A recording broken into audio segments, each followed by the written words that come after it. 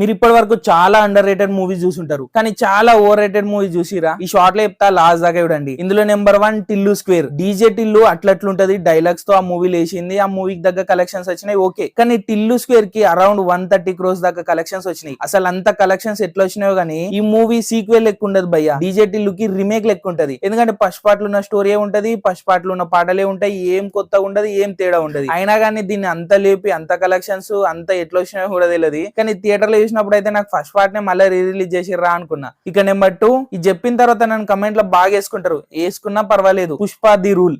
ఈ movie over rated ఎందుకంటే ఈ మూవీకి అండ్ ఈ మూవీకి వచ్చిన కలెక్షన్స్ కి అసలు సంబంధమే లేదు. ఇది మన తెలుగు రాష్ట్రాల్లో ఓవర్ రేటెడ్ కాదు భయ్య, ఎందుకంటే ఈ మూవీ బిజినెస్ కి 10 or 20 crores ప్రాఫిట్స్ వచ్చినాయి. కానీ ఆ నార్త్ ఇండియాలో ఉంది చూసిర్రా, ఎగబడి వేరే సినిమాకి అక్కడనే అరౌండ్ 900 crores దాకా వచ్చింది ఈ మూవీకి. అందుకే ఈ మూవీ నార్త్ ఇండియాలో చాలా ఓవర్ రేటెడ్. అండ్ మీరు చూసిన మూవీస్ లో ఇప్పటి వరకు మీకు ఓవర్ రేటెడ్ అనిపించిన మూవీ